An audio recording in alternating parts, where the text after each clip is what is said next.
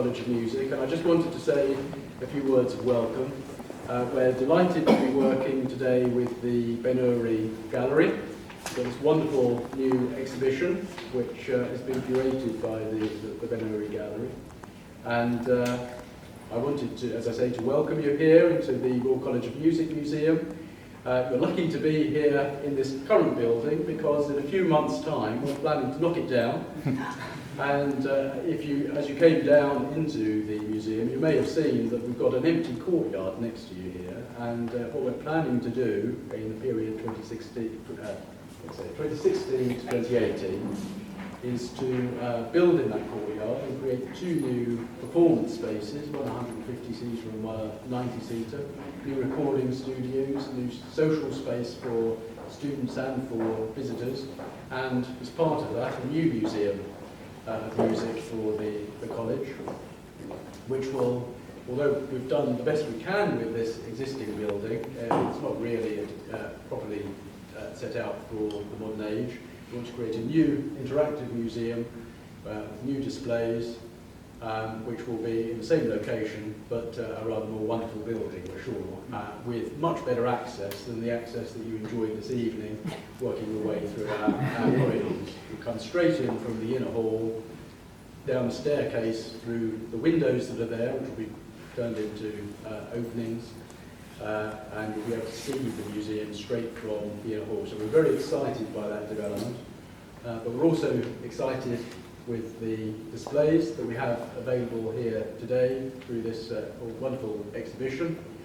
I'm going to hand over now to Gabriele first, who's going to speak a little bit about the museum, then to David, your chairman, who's going to speak a little bit about this exhibition, and then Norbert, who's going to say a little bit about how this all came about and this wonderful project that he's been working on for several years now. So, Gabriele. Hello, thank you very much for coming. I'm Gabriele Rossironione, I'm the curator of the museum here. Yes, we are very excited about this exhibition and about the future plans for the museum. The college was in fact one of the first public conservatoires in Europe to begin collecting and putting together a public musical instrument collection in the 1890s. As a result of being an early starter, the collection includes masterpieces such as the earliest surviving string keyboard instrument, the predecessor of the piano, the earliest surviving guitar, the standard portrait of Joseph Haydn and Farinelli. It is, of course, the main purpose of this museum to show, preserve, transmit, interpret these pieces, but it is also the role of this museum to create connections, to create collaborations that enrich the RCM cultural profile, generate new ideas, lead to new cultural developments that are exciting for us and will lead us towards the next step and the next building. And I think that this exhibition is the perfect result of this effort to bring things together. Norbert's project, Singing a Song in a Foreign Land, he will tell us about it, led to this connection with the Ben-Uri Gallery. Ben-Uri celebrating its 100th anniversary and finding out about this fantastic musical history, and we being in these very good moments of trying out ideas and freely trying out ideas, because we know that in about half a year everything will be over and we'll be looking like the phoenix to a new life. So thank you very much for coming again. Thank you very much to Rachel, to Claire Jackson for curating the exhibition. Thank you to Norbert, and I'll pass it over to David. Thank you.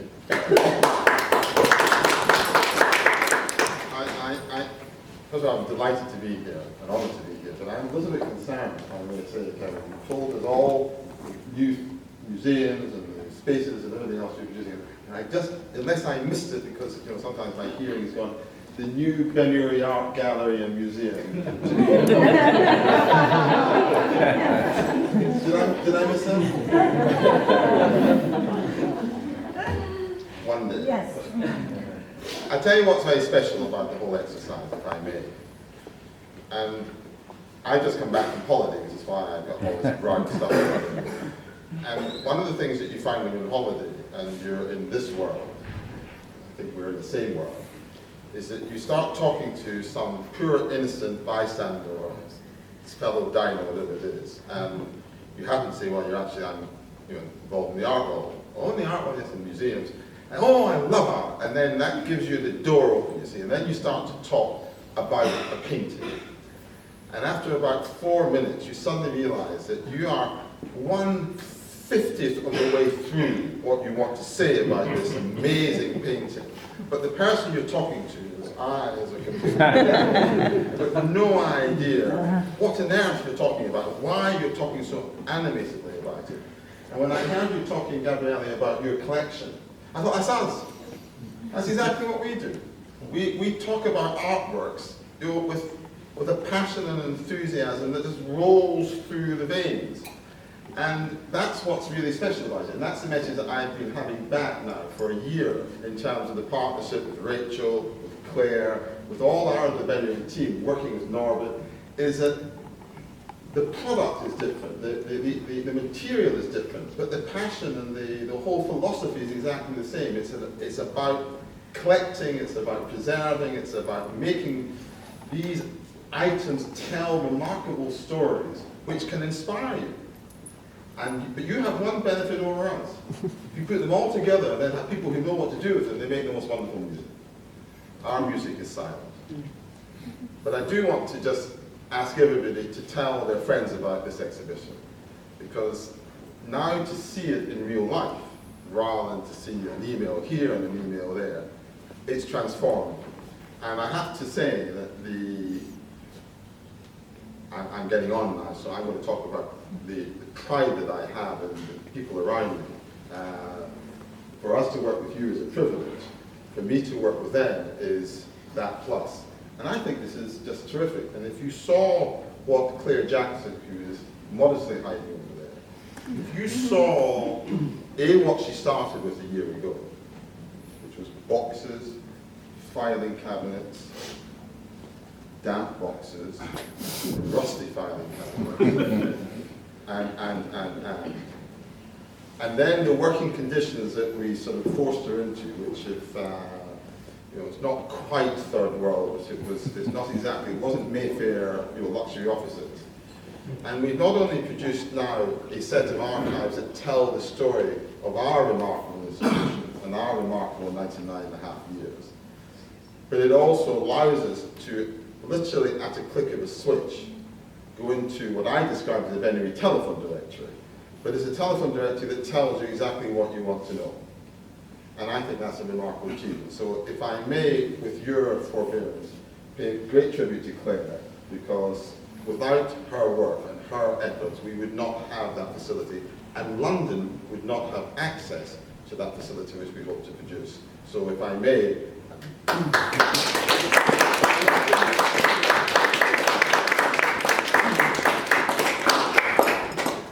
there's so many people to thank. Norbert, I think you're going to tell us about your wonderful initiative, which is engaging, completely engaging.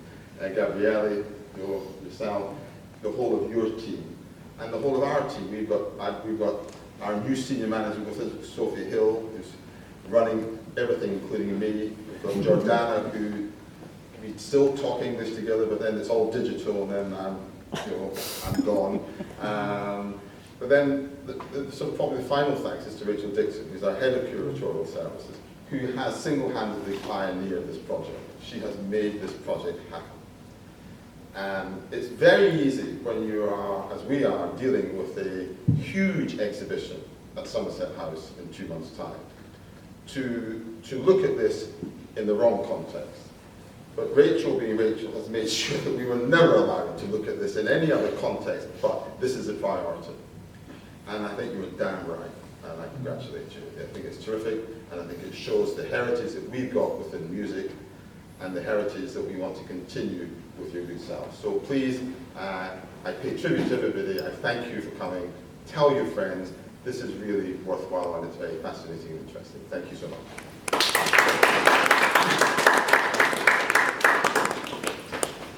Thank you, David. Now, when I first saw the archival material at Ben-Uri, it was a moment of saying, oh, well, I know all these people. I had been working on this project, Singing a Song in a Foreign Land, here for about 2 years, and we had been putting together performances, an international symposium in February last year, to look at the stories of musicians who emigrated from Nazi Germany and Austria. And of course, you know, in those concert lists that Claire so wonderfully put together, all these names appear. And of course, most of those emigres were Jewish, and they had to leave because they had to flee from the persecution. The Holocaust was a dominant experience in their lives. They all lost friends and family members, and we can only just imagine what it would have been like for a highly skilled musician who was at the top of their musical life, you know, the language of music as the language of the soul, you know, and being so ardently connected with German, the humanist project of German Enlightenment. These musicians then felt that rejected by this very nation, and it was one of the cruelest things you can imagine. And whilst musicians had to process this, they had one advantage over other emigres, because they actually had a language that they could speak anywhere in the world. And so with music, they went and built bridges. They couldn't stop. I mean, basically, they just wanted to carry on working, so they had to adopt, and they became teachers. They passed on their love and enthusiasm for classical music and for the deep, I would call it the spiritual values in music that they lived and breathed. They carried that on to the next generation. And of course, among my colleagues here and among musicians in Britain and in many other countries all over the world, in the United States, you know, many of the musicians working now will know that they go back in their pedagogical heritage to one or two people who came from that generation of musical emigrants. I'm very privileged, of course, that I can now tell this story. And what we have done now in the last year, we filmed oral history interviews. Actually, you know, you've already previewed some of this on here. There are some short clips here. We also will continue looking at the music of these composers, but of course, not all of them were composers. Many of them were amazing performers, and some of them, of course, ended up as professors here at the Royal College of Music, a very proud part of our heritage, including Joseph Horowitz, who actually at the age of nearly 90 still teaches here and speaks a wonderful Viennese accent.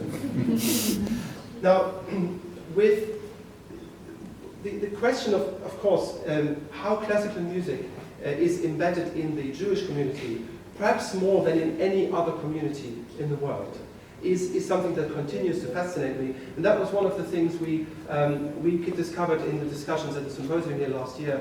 And of course, that's something that's continuing to occupy us. And so Ben-Uri, as a Jewish, one can say, arts organization within the Jewish community in London, going back 100 years, of course, is a perfect manifestation of that, and shows how deeply embedded it is. And of course, in an organization that has so strongly been devoted to the visual arts, it is wonderful how they couldn't keep classical music out at all. And of course, you know, practiced, had concerts in front of the paintings, sometimes hung the paintings especially for a concert. You know, there are many musical themes in the paintings, and some of those wonderful works you can see tonight.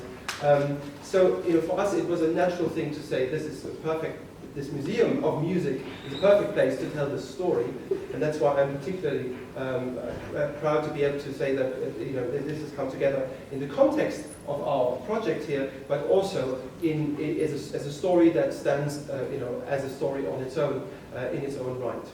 So, in order to, I mean, there have been many thank yous said already. I do want to thank Andrea and Maya Ludovisi. Where are you, Andrea? Who works at Senate House Library, foreign languages, Western European languages librarian. And she made the connection. She knew about our project. She knew about Benori's work, and she realized that there are many overlaps here. So sometimes I think it's wonderful that you just had the right instinct there to say that they must talk to each other, and here we are, and he's standing right in front of this exhibition. So thank you very much, Andrea. It's also been a great privilege to work together with Claire because her attention to detail and you must all have a look at something. Exhibit number 1. This is Claire. She's the most professional archivist you can imagine. So, very, very, and of course the systematic approach that you've brought to first of all looking at and archiving the material is one thing, but then also to interpret it, to help put it together, and really we've had a few initial discussions, but the curation of this really wonderful narrative of this is all Claire's work, and it's really been, I think it is a very well-told story as well. So thank you, Claire, and I just admire your work, and within a very short time you've put this together, and I hope you'll do many more exhibitions in your professional life. I think that's really all I wanted to say. So thank you very much for coming, and I hope you come again. There is a flyer at the exit you can take away with you, which does actually give information about the exhibition, but also about other events within the Singing a Song in a Foreign Land project. We're launching our online resource, which will feature all these oral history interviews and biographical information about many of the emigres which are discussed in the interviews. So we're hoping to be able to grow this online resource and to also feed in the footage of the performances, of the musical explorations that we are able to pursue here at the Royal College with some wonderfully talented musicians. And then on the 31st of May, in this very room, there will be a symposium about estates, archives, and music restitution, together with the International Center for Suppressed Music, where we will really try to, discuss how the legacy of these musicians, and often the physical legacy of their archives, can be preserved, and what is being done, and what else needs to be done to give them a future. And their stories are certainly incredibly inspiring, but there's also actually, in terms of pedagogical heritage, and also in terms of the sheer uniqueness of their stories, which is so inspiring for musicians in the future, and to show how central music can be in people's lives. So I think it's a very worthwhile story there's very worthwhile stories to preserve. So perhaps you come to some more events of this and help us make that possible. So thank you very much, and enjoy the exhibition, and enjoy talking to each other.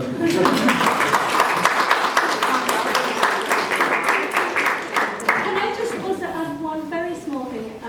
Part of the museum team is the learning team, and it's very important to add that Benuri and Gabriele and Lydia from the Royal College of Music will be putting on an educational programme to which school children will come and will interact with the archival display. So it has an educational component, really working with sort of younger school children, so it's great to have that sort of additional facet as well. Great, thank you. Thank you.